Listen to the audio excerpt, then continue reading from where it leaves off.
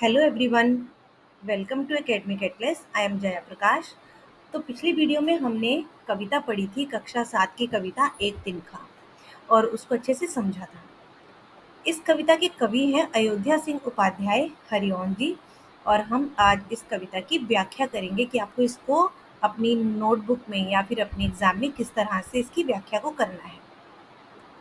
मैं घमंडों में भरा ऐठा हुआ, एक दिन जब था मुंडेर पर खड़ा, अचानक दूर से उड़ता हुआ, एक तिनका आँख में मेरी पड़ा।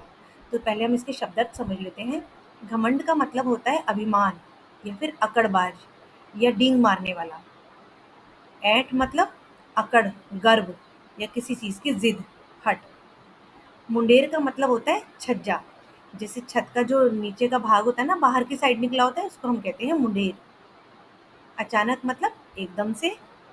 तिनका सूखे घास का छोटा सा हिस्सा। तो ये इसके शब्दार्थ थे।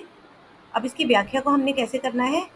कवि का क्या कहना है। प्रस्तुत पंक्तियों में कवि कहते हैं कि एक दिन जब वे अभिमान से तथा अकड़ से भरे हुए अपने घर के छत के निचले हिस्से पर खड़े होकर, घमंड से चूर होकर, ये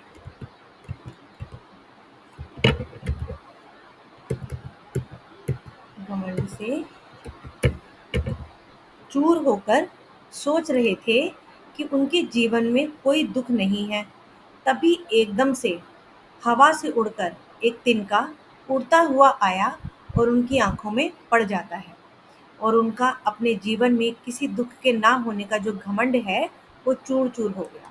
मतलब कि कवि कहते हैं एक दिन वो बड़े अभिमान, बड़े अकड़ के साथ अपनी छत की मुंडेर पर खड़े थे, और उनको इस बात का बड़ा ही अभिमान था, घमंड था कि उनके जीवन में कोई दुख नहीं है, उनका जीवन बहुत ही सुखमय है, कोई दुख नहीं है। तभी अचानक से हवा आई, हवा से उड़ता हुआ एक छोटा सा तिनका, सूखी घास का छोटा सा तिनका आया और उनकी आंख में गिर पड़ा। अब इतना जो वो घमंड था उन्हें कि मेरे जीवन में कोई दुख नहीं है, उनका अपने जीवन में किसी दुख का ना होने का जो घमंड था वो चूर चूर हो गया, और उनके पास एक दुख ये आ गया कि उनकी आंख में एक तिनका गिर गया, जो कि उनकी आंख को बहुत ही दुखने लगा। इसका भावार्थ क्या है कि जीवन में कभी किसी भी चीज़ पर घमंड नहीं करना चाहिए, क्योंकि जीवन में आने वाली विभिन्न परिस्थितियों में छोटी से छोटी वस्तु या तुच्छ से तुच्छ व्यक्ति भी आपको हानि या दुख पहुंचा सकता है। मतलब हमें किसी को भी छोटा तो बिल्कुल ही नहीं समझना चाहिए। पता नहीं कब हमें किसकी ज़रूरत पड़ जाए या कौन हमें हानि पहुंचा दे। ठीक है, तो ये पहला पैराग्राफ का आपकी व्याख्या भावार्थ था। अगले पर चलते हैं। मैं झिझक उठा, हुआ बेचैन सा, लाल होकर आंख भी दुखने लगी, मूठ दीने लोग कपड़े की लगे, ऐंठ बेचारी दबे पाँवों भगी। मतलब जब कवि की आंख में वो सूखा हुआ तिनका आकर गिर गया, तो भाई आंख में जब कुछ गिरता है तो दर्द होने लगता है ना हमको, हम बेचैन से हो जाते हैं। तो अब पहले इसकी शब्दार्थ समझेंगे। झिझक, मैं झिझक उठा। झिझक का क्या मतलब होता है। संकोच या फिर एकदम से झिझक जाना किसी चीज के होने से, किसी कार्य में लज्जा या भय आदि के कारण होने वाला संकोच। बेचैन मतलब चिंतित या व्याकुल, उत्सुक, बेसब्र, उतावला, अधीर, हम कुछ भी कह सकते हैं। अब अगर हमारी आंख में कुछ गिर जाता है तो हम बेचैन से हो जाते हैं। मूठ, मूठ का मतलब होता है कि किसी वस्तु को मट्ठी भर या आकार देना, मुट्ठी भर का आकार देना।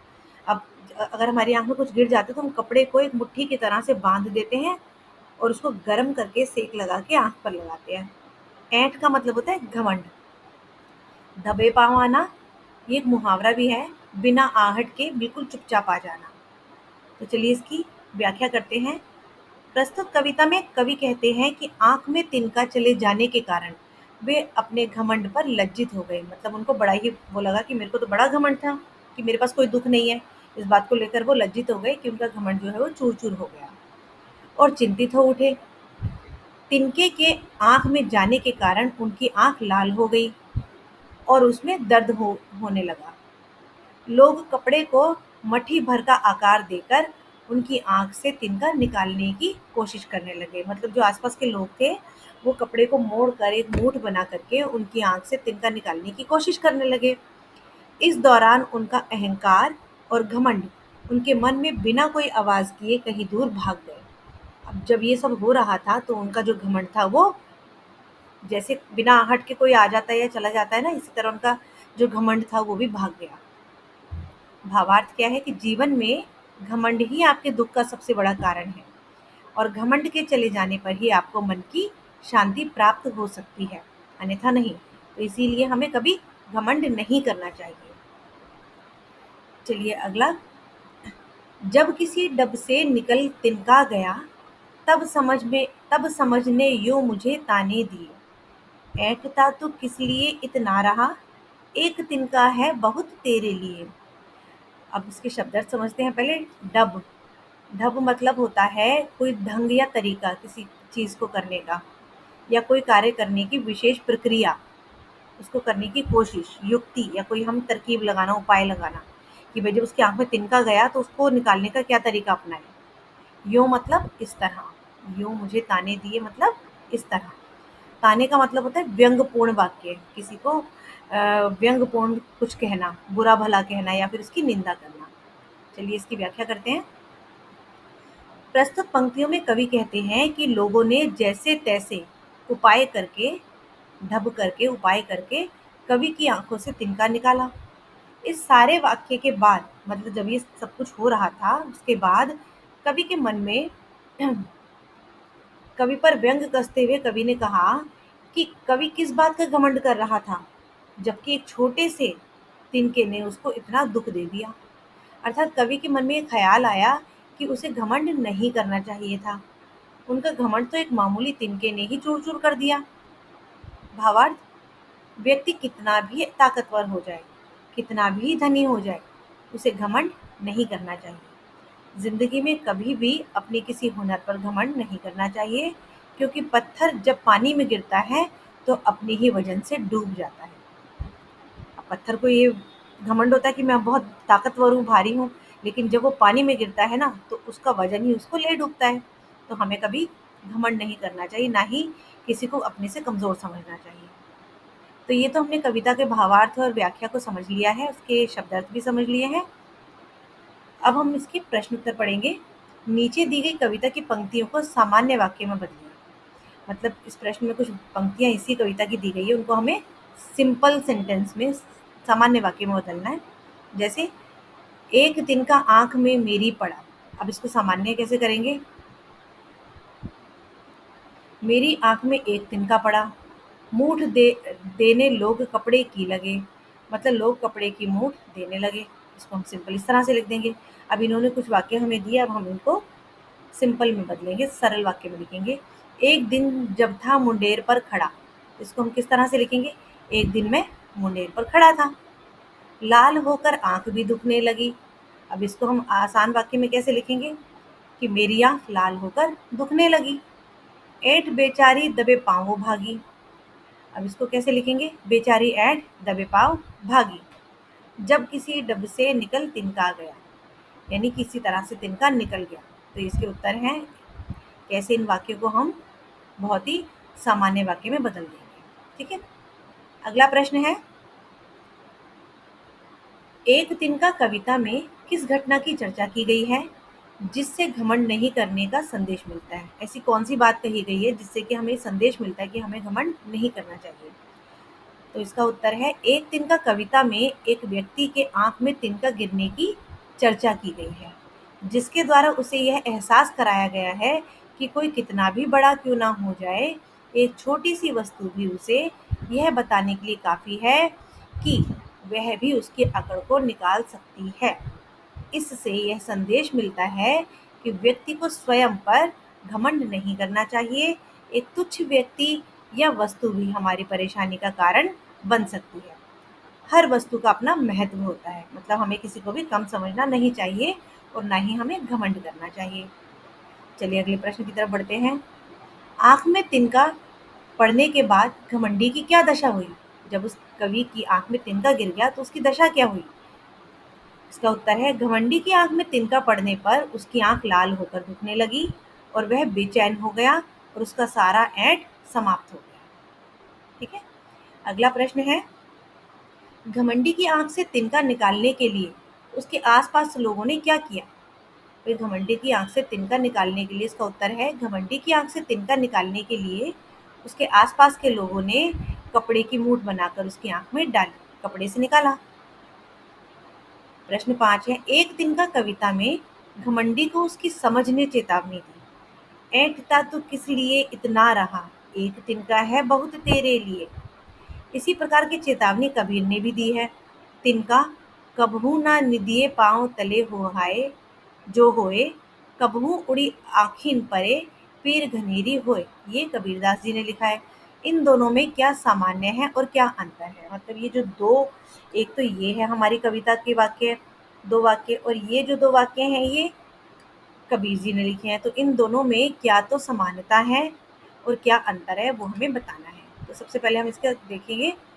क उपयुक्त काव्यांश के माध्यम से कवि ने यह संदेश दिया है कि अहंकार नहीं करना चाहिए, क्योंकि एक छोटा सा तिनका भी अगर आंख में पड़ जाए तो मनुष्य को बेचैन कर देता है। तो ये तो इसमें सामान्य है। और अंतर क्या है? इन दोनों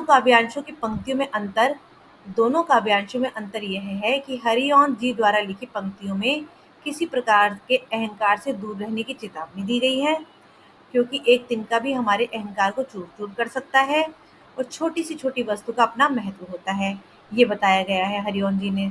और दोनों में घमंडों से बचने की शिक्षा दी गई है। प्रत्येक तुच्छ समझी जाने वाली वस्तु का अपना महत्व होता है। चलिए अब इसके प्रश्न उत्तर पढ़ते हैं।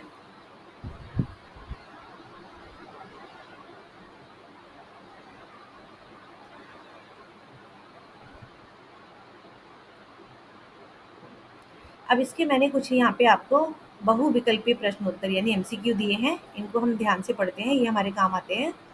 निम्नलिखित में से कौन एक तिनका शीर्षक पाठ के कवि हैं? हमें कवि का नाम बताना है। शिवमंगल सिंह सुमन, भगवती प्रसाद वाजपेयी, अयोध्या सिंह उपाध्याय हरिओंद या महादेवी वर्मा। तो इसका उत्तर है अयोध्या सिंह उपाध्याय हरिओंद। कवि कहाँ खड़ा था? उसका उत्तर है कवि मुंडेर पर खड़ा था। कवि मुंडेर पर कैसे खड़ा था? सहम के, मन मार के, डर के या फिर तन के? भाई कवि तो बड़े घमंड में खड़ा था, तो क्या है इसका उत्तर? तन के। तिनका कहाँ आकर गिरा? कवि के पैर पर, कवि की नाक पर, कवि की आंख में या फिर कवि के सिर पर? तो इसका उत्तर है कवि की आंख में। तिनका कहाँ से उड़कर आया था? पास के छत से, पैरों के तले से, खेतों के पास से या कहीं दूर से? तो कवि ने कविता में क्या दिया हुआ है कि तिनका जो है कहीं दूर से उड़कर आया था। दबे पांव आना जाना मुहावरे का क्या अर्थ है? आहट करके आ जाना, बिना आहट करके जाना या बिना आहट किए आना और जाना, या पांव दबाकर आना जाना? तो इसका सही उत्तर है बिना आहट किए आना जाना। एड शब्द से क्या अर्थ है? इसका क्या अर्थ है? अकड़, गर्व, हट या फिर सभी? तो वही सभी इसके उत्तर हैं। तो इसका उत्तर होगा उपयुक्त सभी। कवि पर किसने व्यंग्य किया है? कवि के मन ने, कवि के घमंड ने, पड़ोसियों ने या फिर इनमें से किसी कोई नहीं? तो जो कवि पर जिसने व्यंग्य किया है वो कवि के मन ने किया है। ठीक है। आंख में तिनका जाने पर क्या हुआ? आंख दुखने लगी, आंख लाल हो गई, वह दर्द से परेशान हो गया या उपयुक्त सभी? तो इसके तो सभी उत्तर हैं। तो उत्तर हुआ उपयुक्त सभी। रिक्त स्थान को पूरा करो। एक दिन जब था डैश पर खड़ा, कहाँ पर खड़ा था? छत पर, मुंडेर पर, सीढ़ी पर या फिर रास्ते में? मुंडेर पर। सही उत्तर है मुंडेर। एक दिन का कविता से कवि ने क्या सीख दी? थोड़ा सा गलत लिखा गया है, सीख दी है। एक दिन का कविता से कवि ने सीख दी है कि हमें घमंड नहीं करना चाहिए, इसका सही उत्तर है। रिक्त स्थान को पूरा करो। जब किसी डब से निकल डैश गया, क्या निकल गया? तिनका निकल गया। सही उत्तर है तिनका। कवि के घमंड को किसने चूर चूर कर दिया? एक छोटे से तिनके ने। किसको अपने ऊपर घमंड हो गया? कवि को अपने ऊपर घमंड हो गया।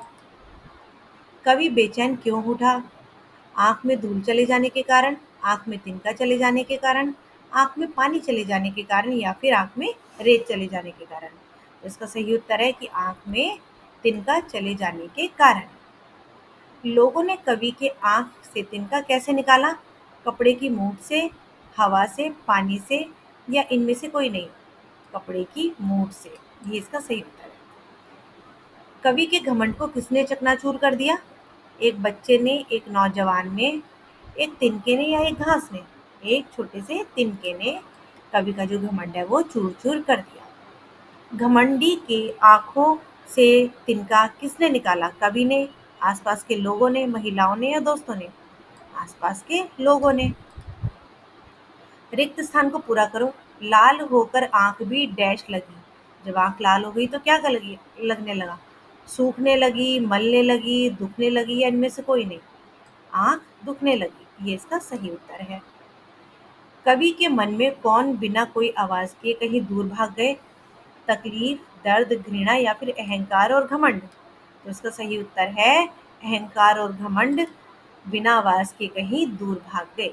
तो ये थे इसके कुछ एमसीक्यू प्रश्न उत्तर। हमने व्याख्या, भावार्थ, शब्दार्थ और कुछ एमसीक्यू प्रश्न उत्तर और इसकी बैक एक्सरसाइज की है।